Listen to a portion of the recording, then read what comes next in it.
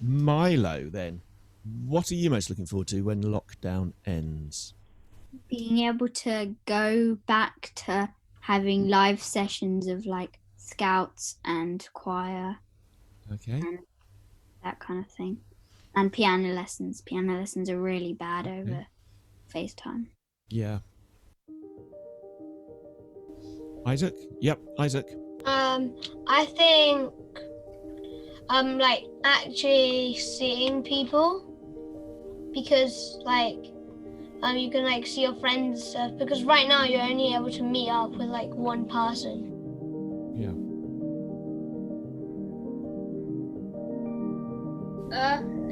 Could I go? Yeah. Yeah. Well, I learned that I thought like always, so I never want to go to school. I just want to sit at home all day. But now, like, that actually happened. It's more of like a realization that sitting at home all day does get a bit boring after a while.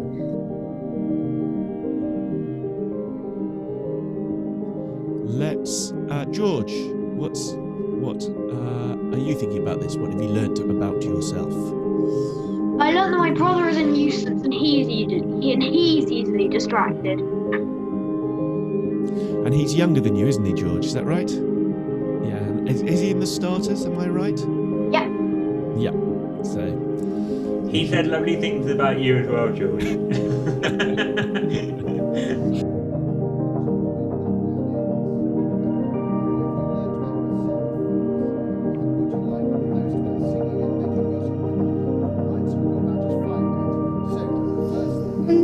I've learned that I'm lucky to have a brother to play with, because some people are alone with their parents and they don't have anybody to play with.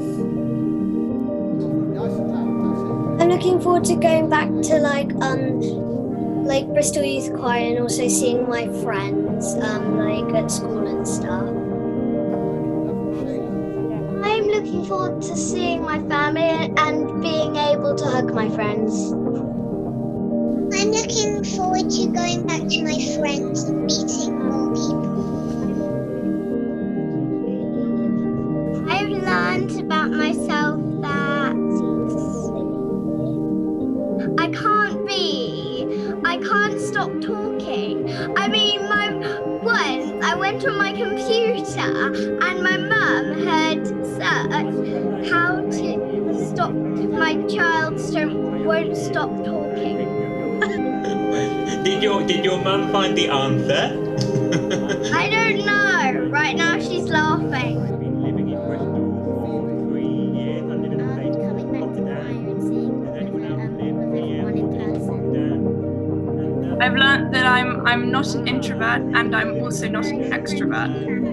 I think we need more than introvert and extrovert. I think we need like a scale that goes from one to the other, so that we can decide sort of where we are instead of having to answer one or the other.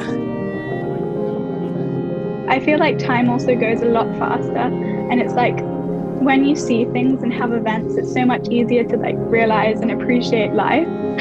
But then if there are no landmarks, it just goes so fast, and before you know it, it could be like 2 months is over.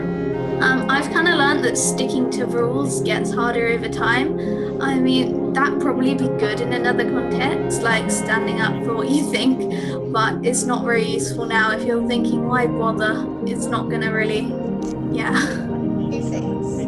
Well, there's another thing which is kind of like, in lockdown you have to plan ahead a year. Like, basically that, and you have to take into account like the laws and everything like that. So it's kind of like, just do you not take into account the law in your normal life?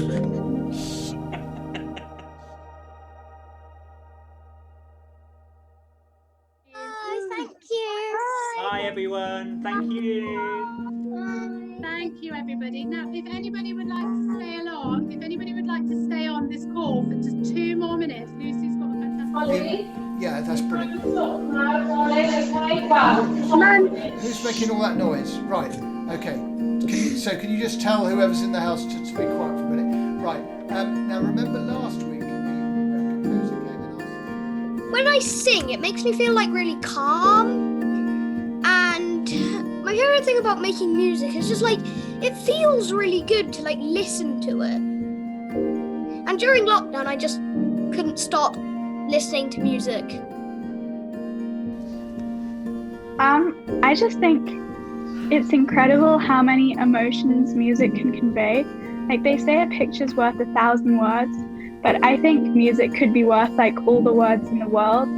It's like some things you can't say, but then music can just like say them for you.